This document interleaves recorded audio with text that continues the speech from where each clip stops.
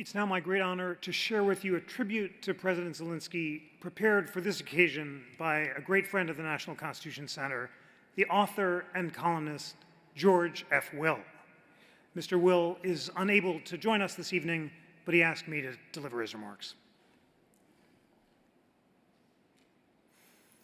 Almost a century ago, in 1925, a British parliamentarian who had seen much history made in his 51 years, and who would himself go on to make some history, gave a speech titled Mass Effects in Modern Life.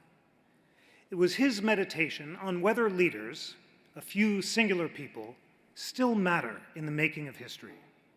He wondered whether in modern conditions, vast impersonal forces are everything and individuals are negligible. Has the modern age, the parliamentarian asked, witnessed the obliteration of the personal factor in the shaping of history? Is it still possible for there to be an individual who, by the firmness of his character and by the mysterious harmonies and inspirations of his nature, could rule the storm? The parliamentarian who asked these questions in 1925 became himself an emphatic answer to the questions 15 years later, when in 1940, he, Winston Churchill, stepped forward to rule the storm unleashed by enemies of civilization. Churchill's greatest legacy is a simple truth. It is that one person can matter immensely, which is why today it is common and correct to apply to the man we honor today the adjective Churchillian. Awarding the Liberty Medal to President Zelenskyy is a way of saying, thank you. Thank you for reminding us of many things. It is axiomatic that, as Samuel Johnson said, people need to be reminded more often than they need to be instructed. The man we honor today is our era's great reminder. President Zelenskyy has reminded the West of what the West is and why it matters.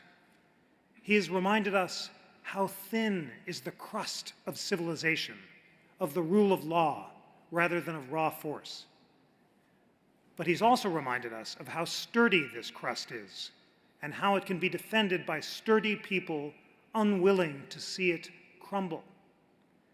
For several centuries, mankind has been plied and belabored by theories purporting to prove that history is a proper noun, an autonomous force working out its own inexorable logic, and that human beings, therefore, are just passively swept along like corks bobbing in a swift-moving torrent that they cannot substantially influence. These theories, which disparage the idea of human agency, can be slain by facts. The individuals are those luminous few, such as Churchill, Charles de Gaulle, Nelson Mandela, and Martin Luther King, who refuse to bow to events, who choose to resist supposedly irresistible forces. The honor roll of the greatest resistors is reserved for those of whom it can be truly said, but for their personal choices, their individual decisions, the world would be very different and much worse. Today, a new name is inscribed on that honor roll, the name of this era's great resistor, President Zelenskyy. Martin Luther King changed the world because he had faith that, as he frequently said, the arc of the moral universe is long, but it bends toward justice. King knew, however, that the arc would not bend itself. It had to be bent by actions, by human agency, inspired and directed by leaders such as King, and such as the man we honor today with the Liberty Medal. The 19th century American poet James Russell Lowell wrote, "Once to every man and nation comes the moment to decide, in the strife of truth with falsehood, for the good or evil side." Nowadays, as a result of a pervasive skepticism about moral principles, we often flinch from the robust language of confident moral judgment, language that speaks forthrightly, without embarrassment of good and evil. We've seen, however, now on the march in Ukraine, and we've also seen goodness holding aloft, fluttering blue and yellow flags. When the Russian invasion of Ukraine began, someone trying to be kind, but not being helpful, offered to fly President Zelenskyy to safety. His reported terse reply will echo down the centuries for as long as people cherish freedom. His reply was, "I need ammunition, not a ride."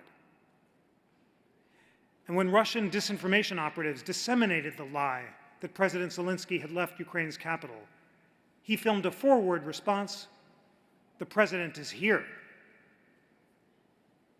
We are here today to salute him for making vivid two essential virtues: stubborn bravery and unapologetic patriotism. And also for being the reason we in the West are recovering our capacity for praise, a capacity that in this cynical age sometimes atrophies from disuse. President Zelenskyy, you honor us by allowing us to honor you, and through you, your gallant nation. We look forward confidently to the day, which will come, when you can come to Philadelphia, where American independence was proclaimed, to celebrate Ukraine's unassailable independence.